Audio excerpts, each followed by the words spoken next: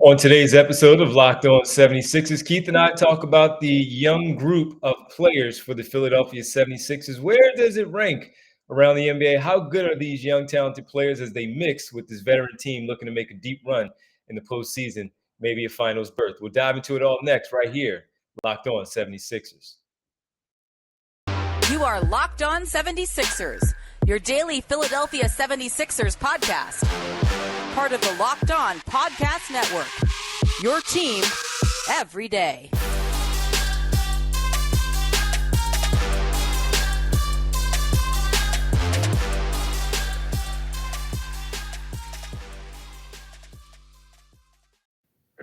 Welcome, you are Locked On 76ers. I'm Devon Givens from 97.5 The Fanatic Radio in Philadelphia, alongside my co-host and partner, Keith Pompey of the Inquirer.com Sixers beat writer. What's up, Keith?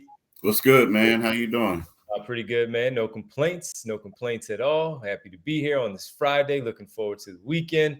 Before we get underway, we got to thank everybody for making Locked On 76ers your first listen every day. And remember, Locked On 76ers is free and available on all platforms, including YouTube, right here at Locked On 76ers. Well, Keith, we got a lot to talk about with the young players. We are very, very close to the start of Media Day, which is on the 26th. Today is the 16th, so we're 10 days away from Media Day, and then training camp beginning in South Carolina the day after for the 76ers. The players are back in town. We'll discuss them a little bit later on as they get together at the Sixers training facility. And also, we need to talk about, before we get into the young players, the suspension of Suns owner Robert Sarver and the impacts that has on the organization, the league, and all. Did the NBA get it right? We'll discuss that all later on. But Keith, let's begin with the young players, man, because a lot of times when we talk about the Sixers, even back to the Brett Brown era and now the Doc Rivers coach era, that the 76ers don't use their young players enough. And one of them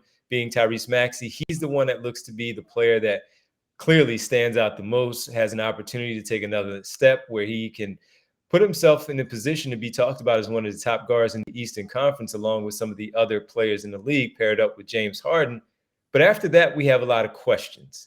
And is that because they don't have enough talent in those young players as they draft and try to develop them, or are they not being used properly, as we have so many veterans on this team and only one young player in Tyrese Maxey, a third-year guard out of Kentucky, coming up this campaign?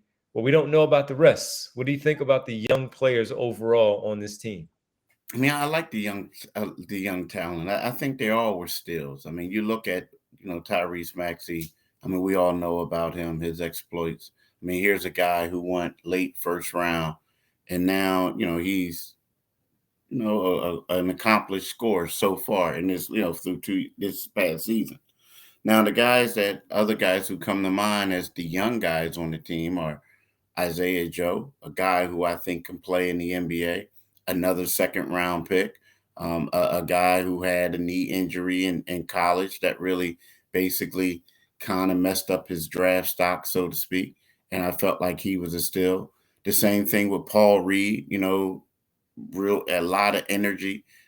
B-ball Paul, he could create his own shot. As a big, he brings energy, block shots. He could play the 4 to 5. And Charles Bassey, you think about this. Charles Bassey is a guy who was one of the top players in the country. He goes to Western Kentucky. He messes up his knee. And then all of a sudden, the Sixers get him a late second-round pick. And he's a guy who was projected to be a lottery pick. So when you think of all those things, yes, I like all of them. Now, the problem is with the 76ers are they have a coach who's win now, a coach who basically is like, I feel more comfortable with veterans, although he won't say that, but he actually has always played the vets. And, they're just in a tough spot. But when you look at the talent level and you compare them, if they got more minutes, you could say, wow, Charles Bassey would be one of these pretty good guys. Wow. Paul Reed would be okay. Wow. Isaiah Joe's a solid guy coming off the bench.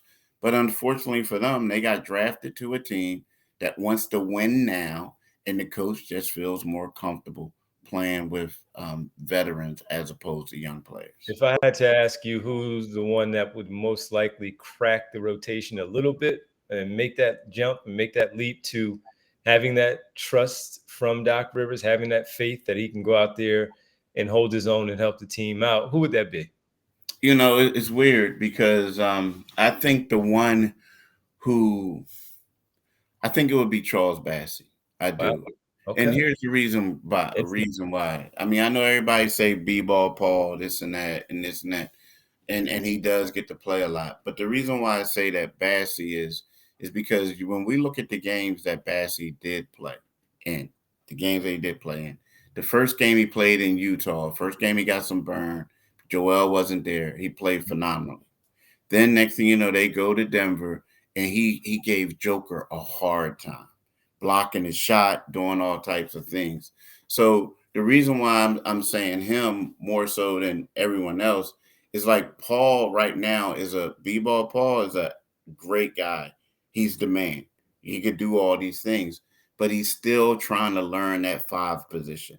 He has to figure out where he has to be at on the floor at all times and things like that. Like he's more of a guy in transition, is not a play. It's like is everything is helter skelter, so to speak. He's going to dominate.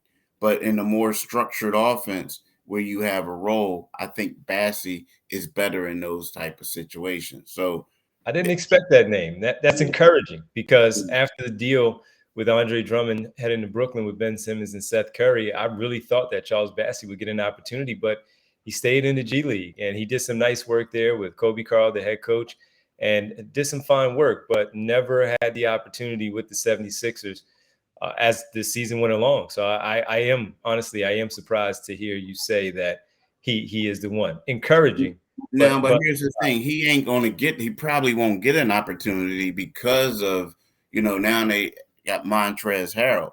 But what I'm saying is when you put him out there, when he was out there, he's held his own.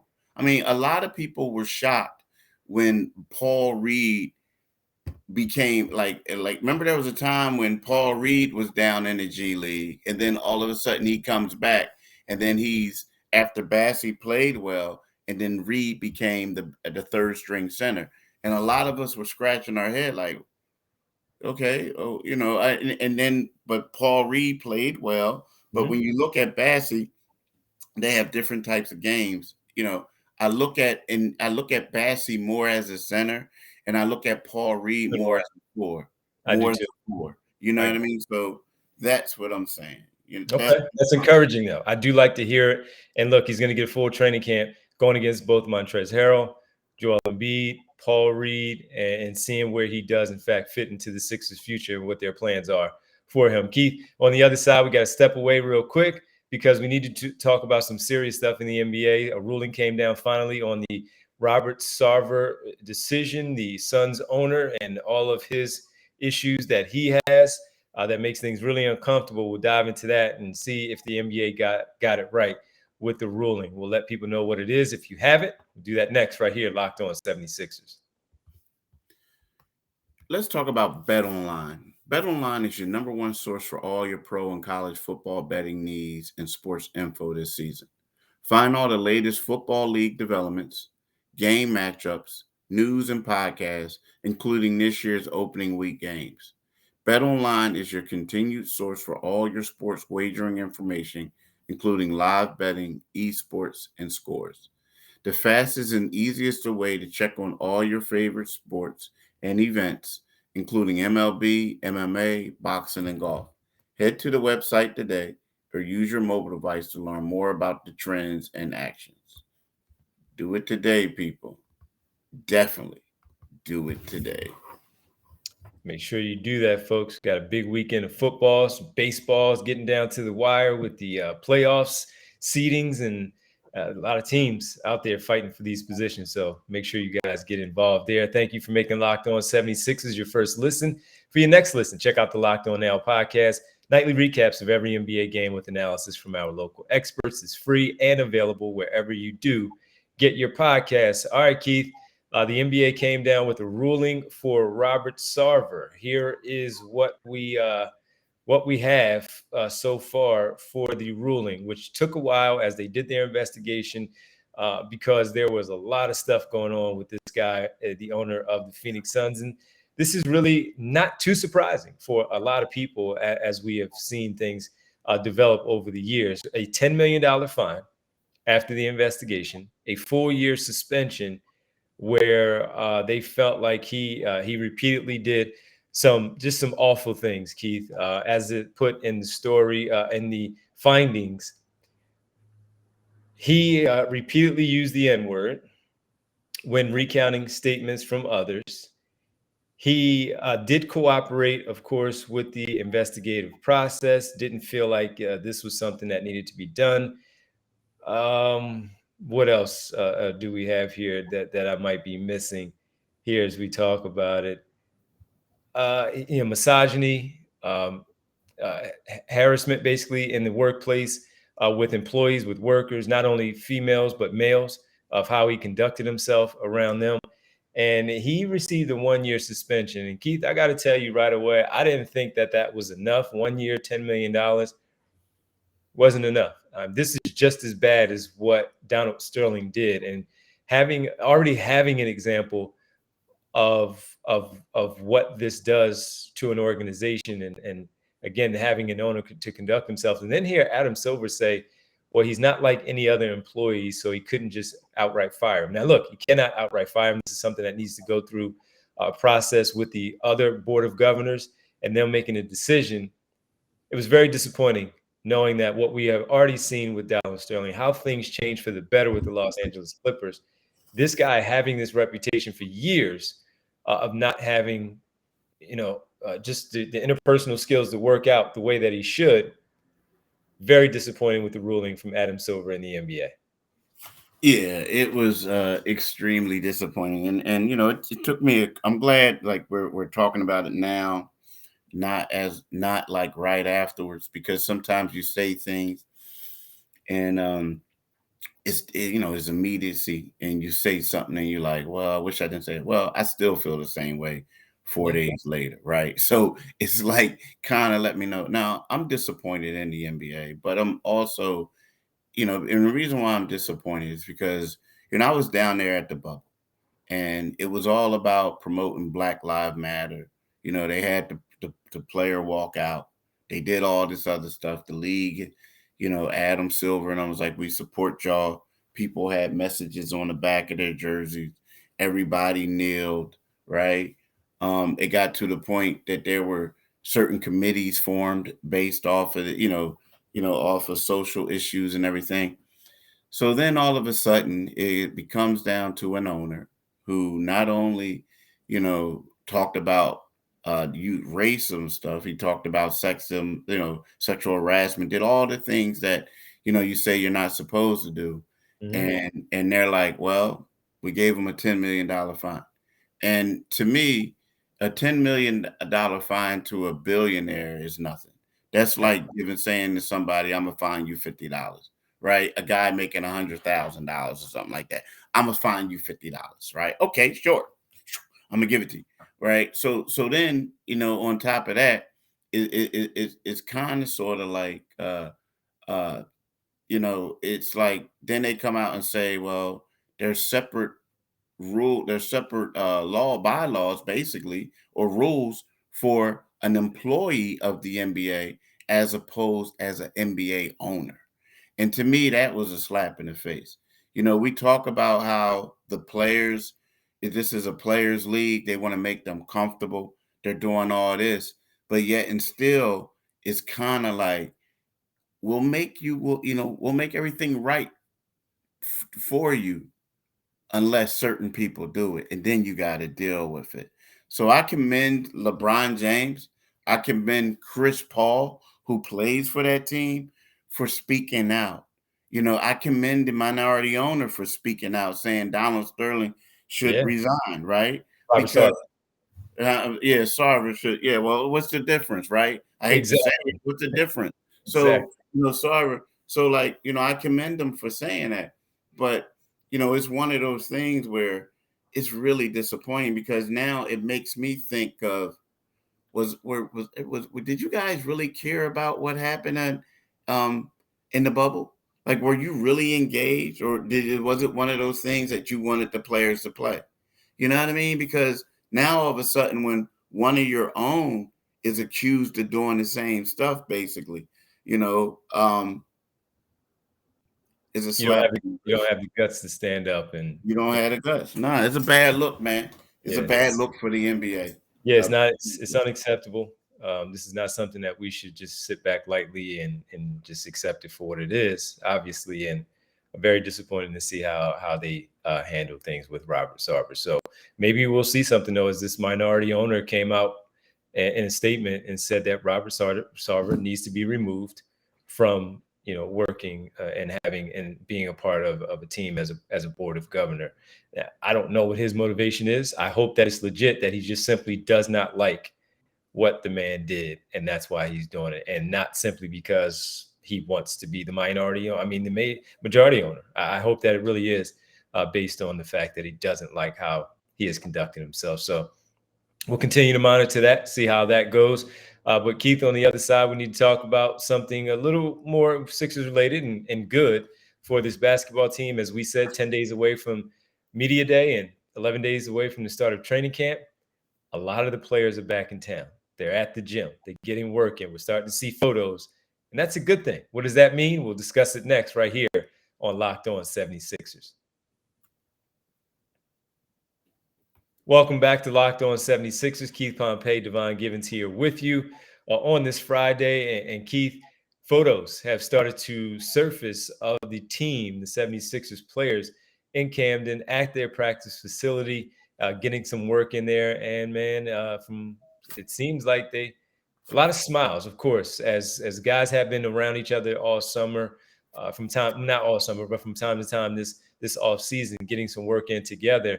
You see a lot of smiles, man, as these guys come back together, a lot of new faces, but they're in the gym, and they're in the gym a week and a half in advance. And this typically happens, as we know, but it's good to see that, especially for the leadership group that I would say is most likely Joel Embiid, James Harden, and Tobias Harris, for these players to be in town. Yeah, I mean, I have mixed emotions for this. And there's nothing to get it. I mean, because my thing is, I feel like most elite NBA teams, they do it.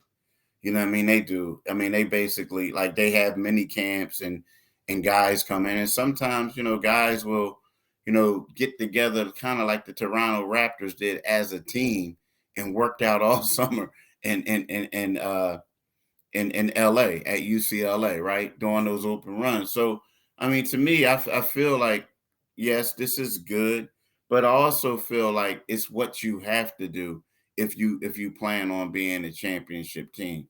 Now, the good thing is for the Sixers is when you have so many new players, and it's good for team camaraderie to get guys in there, because they're going to do this, then they're going to go to training camp, and it's going to be one of those things when we go to media day, you're going to see dudes laughing and joking like they knew each other for a while because they've been playing. But at the same time, it's good. Don't get me wrong. It's very good, but it's also the things that you would expect them to do when you have like a guy like James Harden, a Tobias Harris, a PJ Tucker, guys who've been at other organizations where it wasn't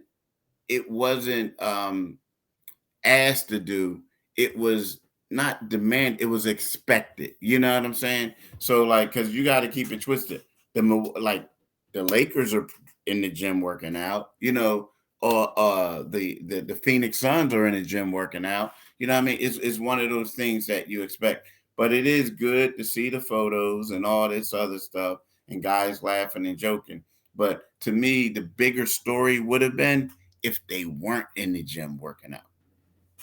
Well, I can't disagree with you. But as you talk about, this is what elite teams do. We've had our questions of if they are an elite team and how they will gel with so many new pieces. And while we haven't seen it as a finished product in the NBA game, it is encouraging to see, in my opinion, that they come together and do exactly what you're supposed to do as a team, with the expectations of getting to the NBA Finals, challenging for the East crown. And this is the start of it. And getting together a little bit in the offseason. I don't think they have to do that in the offseason, but it was nice to see that from time to time oh, they're all together here. Some of them are together here. These two are pairing up to work out here.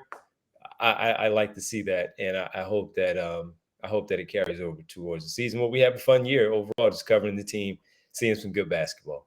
Yeah.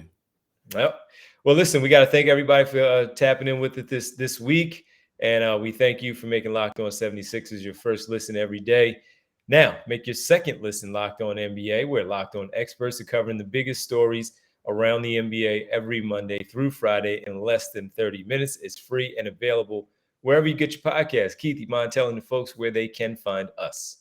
Like my man D just said, wherever you get your podcast, you can subscribe to, subscribe to Locked On 76ers. You can also subscribe to our Locked On 76ers YouTube channel by going to YouTube, typing in Locked On 76ers. And as soon as you get to that Liberty Bell, click on that bad boy and you become our newest subscriber. Also, you need to go to 97.5 in the evenings from 6 to 10, Mondays through Fridays, and listen to the Divine Giving Show. Yep, your boy has his own show and it's phenomenal. So go there, 97.5, listen to the Divine Giving Show. You can also follow a great follow on Twitter at DivineG975, right? You can also you can also read my work in Enquire.com, and you can follow me on Twitter at Pompey on Sixers. Thanks as always for checking in with us, and we'll talk to you later on. Have a great weekend. Peace. Thanks, Keith.